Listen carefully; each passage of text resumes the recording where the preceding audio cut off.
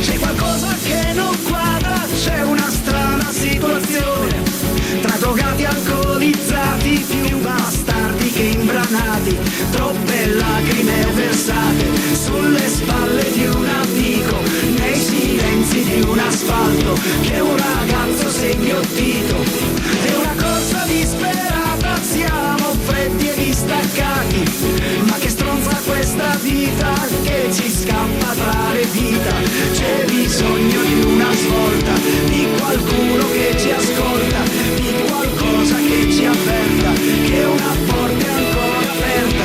Signore, ti prego, ascoltaci almeno tu e non permettere più che tanti giorni a primavera non arrivino fino a sera. Signore, ti prego, puoi farlo soltanto tu e non permettere più che il cibo sia l'indifferenza e sono un'anima senza essenza, non permetterlo più, oh no, non permetterlo più. Su ragazzi, adesso che si fa?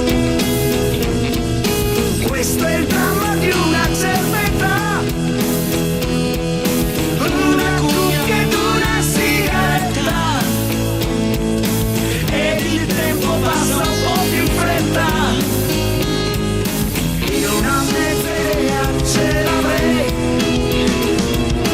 una cosa sulla 106, ma io non so forte mal di testa. Che cosa ti hanno dato a quella festa?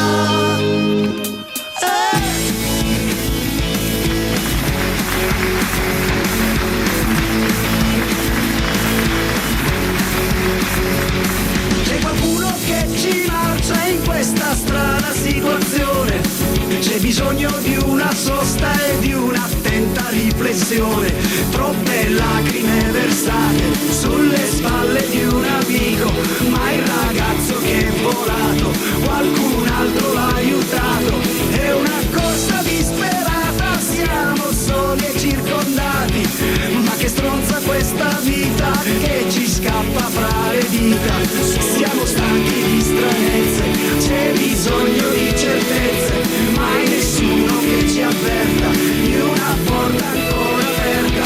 Signore, ti prego, aiutaci almeno tu e non permettere più che tanti giovani a primavera non arrivino fino a sera. Signore, ti prego, puoi farlo soltanto tu e non permettere